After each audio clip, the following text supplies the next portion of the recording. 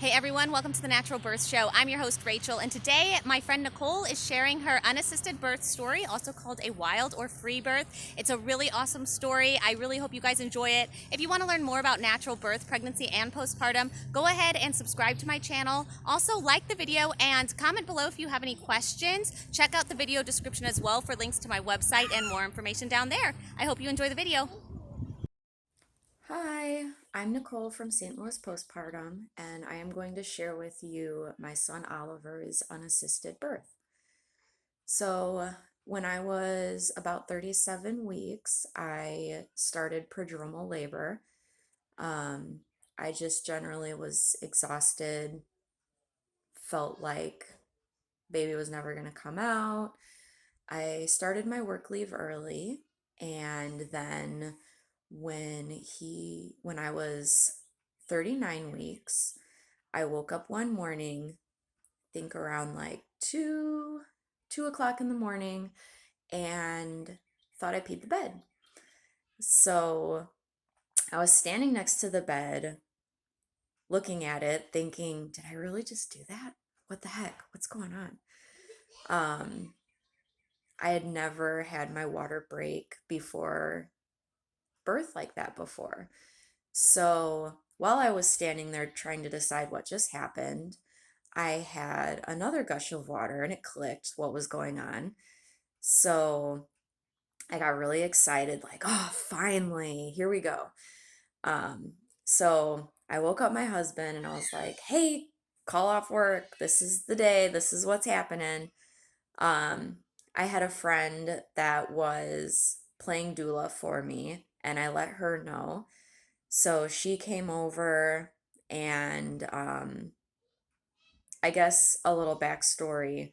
My first unassisted birth, I felt my first contraction, and it was only an hour and 21 minutes until she was born. So I'm expecting things to go like really fast. Um, So my friend Heather got there, and I was sitting on my ball, and she sat with me. I'm pretty sure she brought me breakfast from Taco John's, and nothing was really changing. I wasn't feeling the contractions, which is pretty typical for me in early labor. I don't usually feel them until I get into transition, but um, we sat there and we started timing the gushes of water to see how consistent things were. And by about 10 o'clock at that morning, I kind of gave up and I was like, just go home. This isn't going anywhere today. So I did have shadow care from a hospital based certified nurse midwife in our community. She was absolutely amazing, and she supported a lot of us who didn't have midwives or who were seeing unlicensed midwives at the time, up in Northern Illinois. But I had seen her for my previous two pregnancies and loved her. So I kept up seeing her for prenatal visits. And I remember tucking a giant puppy pad into my pants because my water was still leaking. And I went to my appointment and I was like, guess what? My water's been leaking for like however many hours at this point. And she was like, go home. So I left my appointment. I went to Kroger and got a few groceries because I was, not really feeling anything.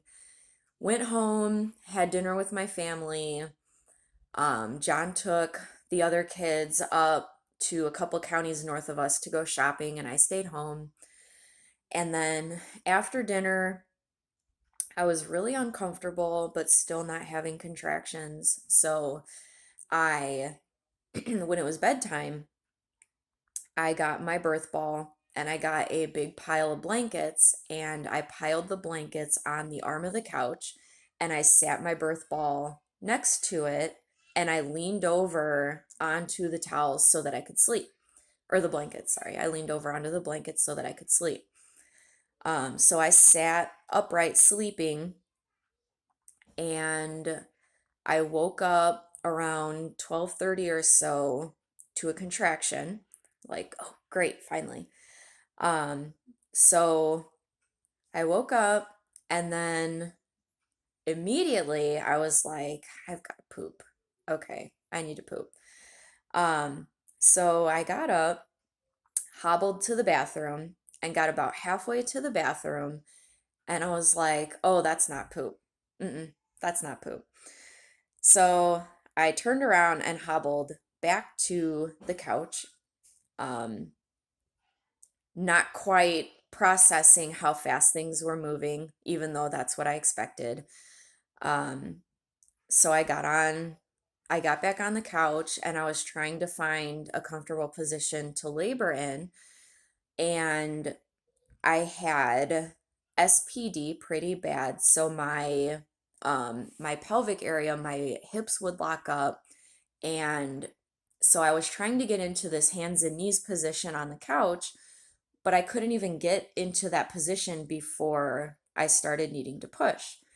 So I was in this really awkward hands on the end of the couch. One knee is up on the couch, but one leg was still on the floor. And it was just a few pushes before Oliver came out. And I remember while I was in this weird position, only for a few minutes, I get panicky when I'm in that stage, as most people do. And I remember thinking, like, I need help. I need to call someone for help. And I tried yelling for my husband, but he was asleep in the next room and couldn't hear me. And I was thinking, there's a doula right across town. What if I called her? Could she get here in time? Would she be mad at me for calling her in the middle of the night, like not being a client? And decided, yeah, that's rude. I'm not going to do that.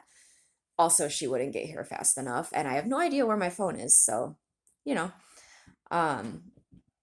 But I worked through those feelings a little bit, like, I can do this. I've done it before. I have experience. I have knowledge. I can do this. This is normal and natural, and we're going to get through this. So, I get through the pushing and have this beautiful baby that slides right out onto the couch. So then more panic sets in because I realize I can't move. So I pick up Oliver and I'm holding him, and I can't get my hip to unlock so that I can move. So I just stay awkwardly in that position holding Ollie, and I managed to finally maneuver a little bit, just enough to like swing myself down to sitting. And once I sit down, of course, like my placenta just decides like, oh, this is a great opportunity to make my entrance. So I have my placenta landed on the floor, and I have Oliver in my arms. My hip is still pretty locked up, so I'm in pain. But I had this basket prepared. I'm telling the story from when Ollie was born. So I have this basket that I had made up that, just close the door. Yep. I have this basket made up of a boy outfit and a girl outfit and a bunch of towels and a bowl and some sterile kitchen scissors and my after ease tincture and my phone. Apparently that's where it was in the baby basket. So I get the towels and I managed to I scooted the basket with my foot. I managed to get the basket close enough that I could call John and like, hey, wake up, your baby's here. So John came and helped me get Oliver's face kind of wiped off, and he tried to wake Trisha up because Amber had gotten to cut Mary Jane's cord when she was born. So Trisha wanted a turn, and we tried waking Trisha up, but she's a pretty deep sleeper, so she didn't wake up. So John got to cut Oliver's cord, And sorry, the joys of having 7 kids. So we got Oliver's cord cut, and then John got to snuggle Oliver for a little bit while I took a shower. And we got baby settled into our bed, and everybody woke up to a fresh new baby brother. But so my water had been broken for about 23 hours, and but my actual from contraction to birth was only about 45 minutes or so. And Ollie was like perfectly healthy. When we got up the next day, we forgot to weigh him for like 3 days or so. And yeah, so that was Oliver's birth story. And if you're considering an unassisted birth, there's a lot of research that most people do going into it just to make sure like what they're comfortable with, what they feel would be considered an emergency and they should transfer for. And then like we talked about in my podcast, some people do choose to have shadow care with a midwife or even an OB, and some people choose not to. So a lot of the tests that they do, or not necessarily tests, but a lot of the things that they do keep track of at OB visits are things that you can keep track of at home.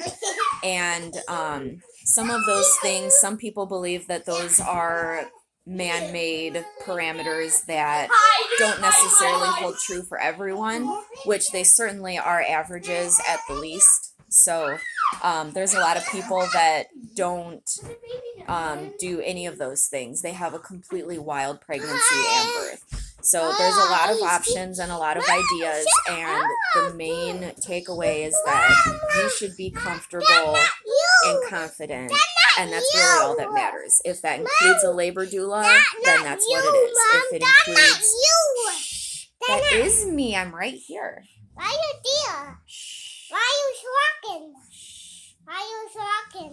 So, if your team includes shadow care from an OB and that's what makes you comfortable, then that's what you have to do. Don't let anybody tell you that your choices make your birth any less. So have a good day, and I hope that you enjoyed my story of Oliver's birth.